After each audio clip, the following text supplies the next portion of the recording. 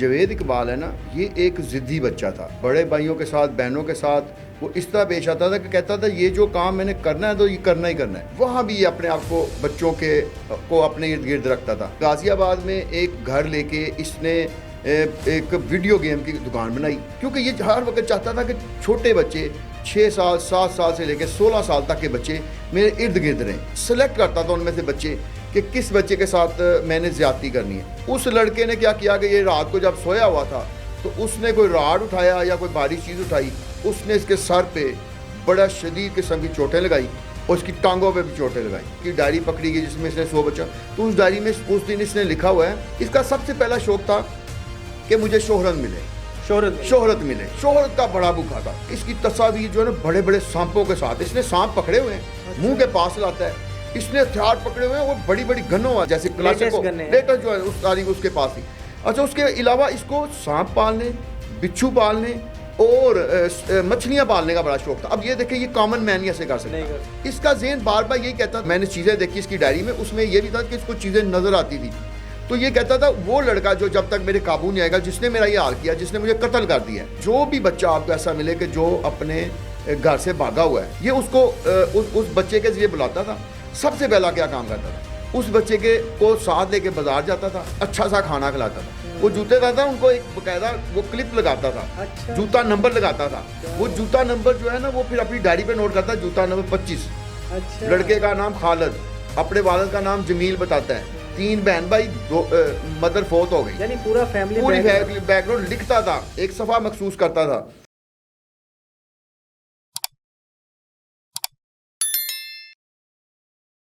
السلام علیکم جی، میں ہوں حسنین چودھری اور آج ہمارے ساتھ موجود ہیں سینئر کرائم رپورٹر اور اینکر پرسن اعجاز بٹ صاحب.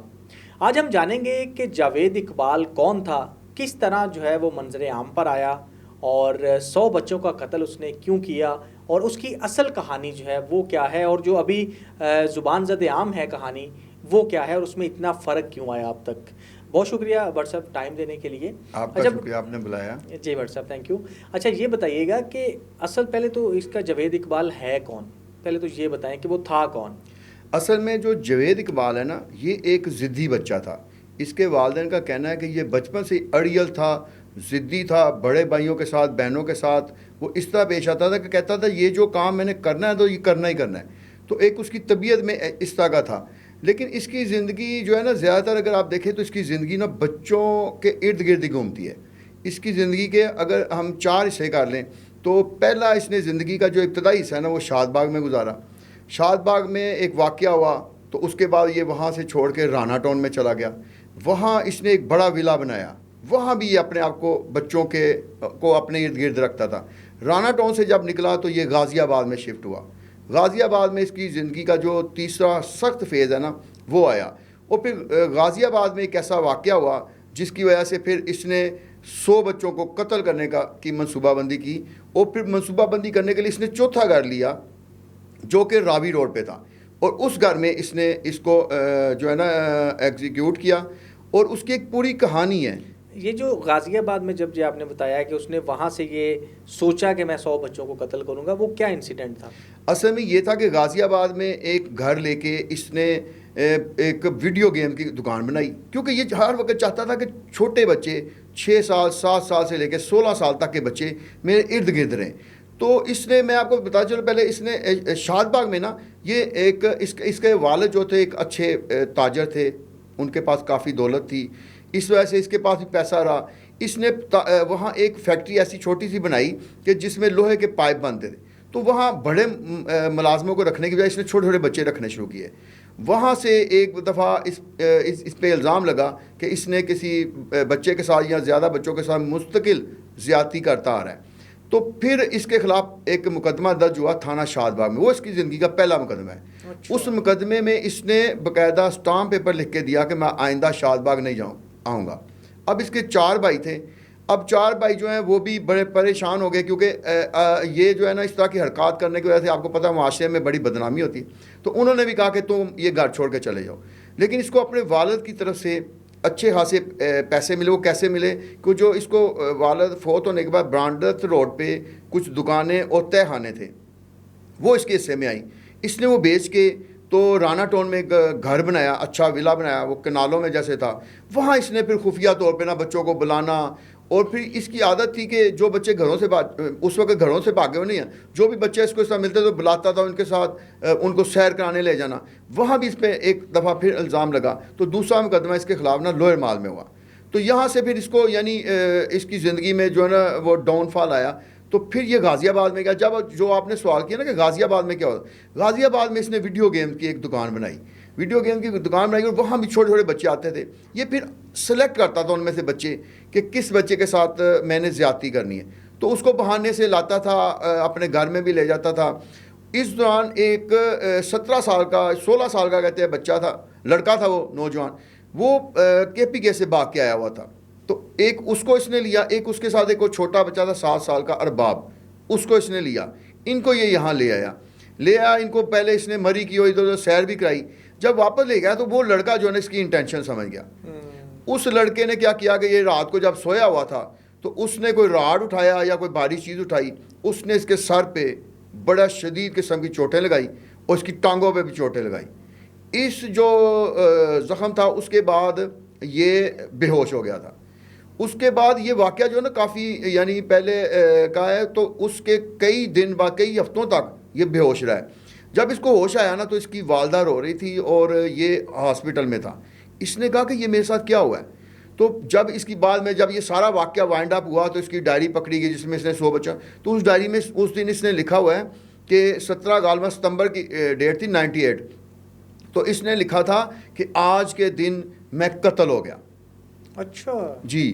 تو جب اس نے لکھا نا میں قتل ہو گیا، تو اس نے کہا کہ وہ دن میرا ایسا تھا کہ میں مر چکا تھا، میرے ساتھ ایسا ہو گیا، میری روح بھی اڑ گئی تھی اور میں ختم ہو گیا تھا، میری زندگی ختم ہو گئی. جب میں نے ہوش میں آیا تو مجھے بہت درد ہو رہا تھا، ایسے سمجھے کہ سر سے لے کے پاؤں تک میرا جسم ٹوٹ رہا تھا، درد ہو رہی تھی. تو میں نے کہا یہ مجھے درد کس نے دیا ہے؟ تو میری ماں نے بتایا کہ وہ جو لڑکا رات کو تھا نا وہ کیا نام ہے تمہیں ایسے تشدد کر کے قتل کر کے چلا گیا تھا. تو جو چھوٹا بچہ ہے اس نے یہ بھی لکھا کہ وہ چھوٹا بچہ ارباب جو ہے وہ بھی قتل ہو گیا تھا اس رات کو، اور مجھے بھی اس نے قتل کر دیا تھا. اس کا بھائی ایک تھا ضیاء الحق، اس نے پھر اس واقعہ کی جو FIR ہے غازی آباد میں درج کرائی. یہ اس کی زندگی کا تیسرا FIR تھا. اب کچھ لوگ یہ سمجھتے ہیں، کچھ ہمارے دوست بھی ہیں، وہ یہ دعویٰ کرتے ہیں کہ سب سے پہلے جاوید اقبال کو میں نے ایکسپوز کیا. یہ سراسر جھوٹ ہے، کیونکہ جنگ اخبار میں اس نے اپنی آخری کوشش کی تھی جب وہ آیا تھا.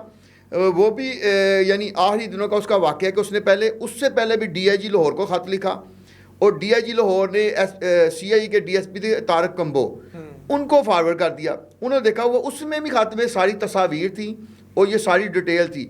انہوں نے جا کے چیک بھی کیا، انہوں نے کہا یہ پاگل سا ہے، 3 مرلے کے گھر میں رہتا ہے اور کہتا ہے کہ یہ میں نے کیا ہے.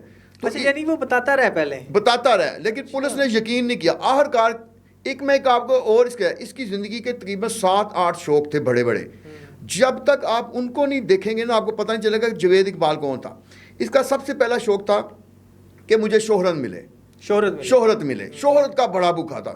اس کی 40 سال کی زندگی ہے 1961 سے لے کے 2001 تک. اس 40 سال کی زندگی کی تمام واقعات کو اگر دیکھا جائے نا تو ہر جگہ پہ یہ شہرت کا بھوک ہے. دوسرے نمبر پہ اس کو تھا کہ میرے قریب بچے رہیں. تیسرے نمبر پہ اس کو فوٹوگرافی کا بڑا شوق تھا.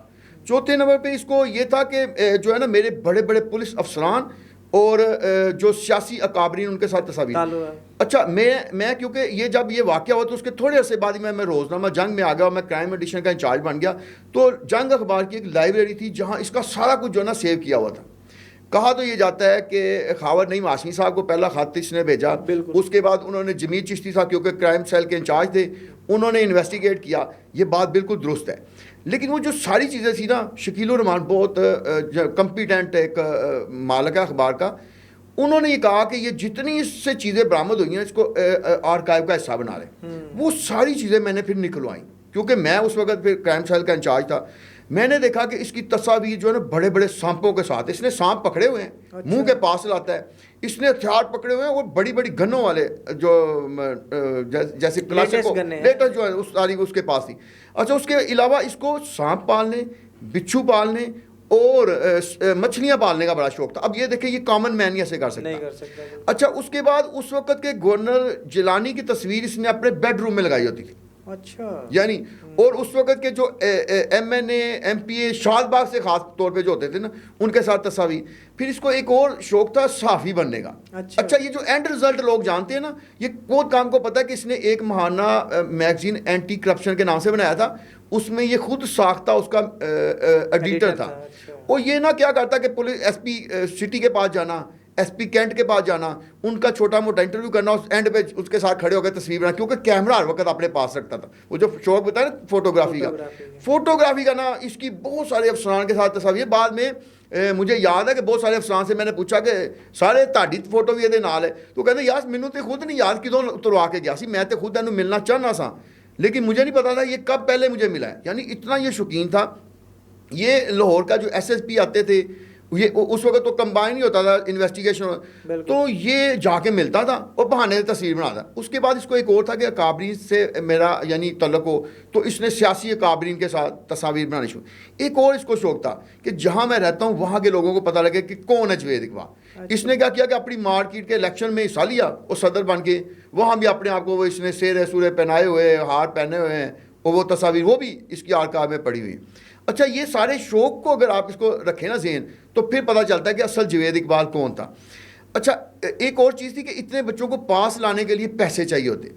اس کو جب اس کے والد صاحب نے پیسے اس کے نام کیے تو وہ اس نے اس سے نا یہ یعنی اس کا فیملی بیک گراؤنڈ جیسے آپ بتا رہے ہیں کہ اس کو جگہ اس کے حصے میں آئی اور اس میں سارا کچھ کیا, تو اس کا مطلب یہ خود کچھ نہیں کرتا تھا, صرف وہ وراثتی جائیداد کے بل بوتے پہ اس نے کاروبار یا جو بھی چیز کی. ہاں دو دیکھیں, میں آپ کو بتایا کہ پہلے شاد باغ میں ایک پائپ بنانے کی چھوٹی سی فیکٹری دکان میں سمجھ لیں, تو اس میں بچوں کو لگانا اصل مقصد اس کا ہوتا ہے. پھر ویڈیو گیم کی دکان بنانا. پھر اس نے ایک اور کام کیا کہ جب یہ والا واقعہ جو میں نے آپ کو بتایا کہ جس میں اس میں ٹرننگ پوائنٹ آیا, تو یہ اصل میں صحیح طرح چل بھی نہیں سکتا تھا, ایک ٹانگ سے جیسے لنگڑا کے چلتا تھا, اور سر کی 3-4 ہڈیاں کریک ہو گئی تھی. اس پہ اس کی وجہ سے تھوڑا سائیکالوجی مینٹل بھی ہو گیا ہوا تھا. اس کا ذہن بار بار یہی کہتا تھا, اس کو اس کے جو میں نے چیزیں دیکھی اس کی ڈائری میں, اس میں یہ بھی تھا کہ اس کو چیزیں نظر آتی تھی. تو یہ کہتا تھا وہ لڑکا جو جب تک میرے قابو نہیں آئے گا, جس نے میرا یہ حال کیا, جس نے مجھے قتل کر دیا ہے, میں یہ گھر سے بھاگا. اچھا آخری ٹائم میں بھی اس کے ساتھ 3 لڑکے تھے. ایک ساجد تھا جو 17 سال کا تقریباً تھا, اور ایک 10 سال کا تھا ندیم اقبال غالباً, ایک اور لڑکا تھا. یہ اس وقت اس کے ساتھ تھے. پولیس نے جب پکڑا اس کو تو وہ 3 لڑکے, یہ تو کہنے کا خود جا کے گرفتاری دی نہیں, وہ گرفتاری اس نے دی, لیکن گرفتاری تو اکیلے نے دی. پھر اس کے گھر سے وہ 3 لڑکے اور ملے. اچھا وہ جو 3 لڑکے ملے ان کا بھی بعد میں انٹرویو کیے گئے. اچھا اب ہم آ جاتے کہ یہ دیکھو غازی آباد میں یہ واقعہ ہوا, اس نے یہ فیصلہ کیا, پھر اس نے غازی آباد والا گھر چھوڑا. پھر اس نے جو ہے نا راوی 16 بی راوی جو ہے نا بنارے پاکستان کے بالکل قریب ہے, یہ گھر لیا. 3 مرلے کا گھر تھا. اس نے رینٹ پہ تھا. 2000 روپیہ اس وقت ماہانہ کرایہ تھا. 500 روپے اس نے کمیشن دی تھی. منیر حسین اس کا وہ جو ٹھیکیدار یا وہ سمجھ لے وہ تھا. اچھا اس مکان کا مالک ایک بریگیڈیئر تھا ریٹائرڈ, جس کا وہ گھر تھا. لیکن گھر اس نے اس طرح لیا کہ وہاں 3-4 گاڑی آباد تھے اور آگے سے گلی بند تھی, جس کو آپ لے آئیں تو کوئی اور نہیں ہوتا تھا. تو اس نے کہا کہ یہ میں یہاں اپنی پلاننگ کا. اب پلاننگ کیسے کرتا تھا, اس نے یہ جو 3 لڑکے گھر تھے, اس سے پہلے کچھ لڑکے رکھے تھے, ان کو بھیجتا تھا قریب منارے پاکستان کے قریب. گھر لینے کا مقصد جو تھا, یہ جاتا تھا, وہ کہتا تھا جو بھی بچہ آپ کو ایسا ملے کہ جو اپنے گھر سے بھاگا ہوا ہے, جو بھی کہے کہ میں بھاگا, یا رات کو جب بچے وہاں سوتے تھے تو پتہ چل جاتا تھا کہ اس کا کوئی گھر نہیں, یہ اس کو اس بچے کے ذریعے بلاتا تھا.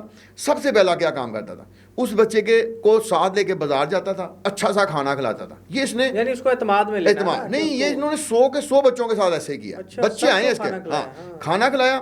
اس کے بعد رستے میں اس کے ایک جوتے والی دکان رکھی ہوئی تھی, اس سے جوتے نہیں خریدتا تھا. کہتا یار تمہارے یہ جوتے خراب ہیں. اس نے کیونکہ ثبوت رکھنا ہوتا تھا, وہ جوتے تھا ان کو ایک باقاعدہ وہ کلپ لگاتا تھا, جوتا نمبر لگاتا تھا. وہ جوتا نمبر جو ہے نا وہ پھر اپنی ڈائری پہ نوٹ کرتا ہے, جوتا نمبر 25. لڑکے کا نام خالد, اپنے والد کا نام جمیل بتاتا ہے. 3 بہن بھائی, 2 مدر فوت ہو گئی. یعنی پورا فیملی بیک گراؤنڈ لکھتا تھا, ایک صفحہ مخصوص کرتا تھا. پھر وہ چیز لکھ کے اس کے بعد اس بچے کے کپڑے بھی اتروا دیتا. اس کو کہتا ہے میں تمہاری چھوٹا بچہ ہے, پینٹ شرٹ لے آیا ہوں, نکر شرٹ لے آیا ہوں, اس کو پہناتا. اس کے کپڑے ایک الگ بوری میں, اس میں بھی نمبرنگ ٹیگ کرتا تھا کہ یہ سے. اس طرح اس نے 100 بچوں کے کیے. اچھا وہ جو ڈرم والا واقعہ ہے نا, وہ جب پولیس گئی وہاں, تو پولیس نے جب اس میں, اب میں وہ جو اس واقعے پہ ہم آ جاتے ہیں کہ جب اس کو اس نے گرفتاری کیوں دی, پہلے کو کیونکہ پولیس نے نہیں مانا, تو اس نے بھی خط لکھا، کیونکہ پھر وہ جمیل چشتی صاحب بھی تھے وہاں، وہ بھی بڑے ہیں اس حوالے سے، بڑے یعنی لائق فائق ہیں اس معاملے میں، اور خاور نعیم ہاشمی صاحب بھی پرانے دیکھے ہوتے ہیں. تو انہوں نے جب یہ واقعہ کیا نا، ہوا سارا، تو اس دوران پولیس آ گئی.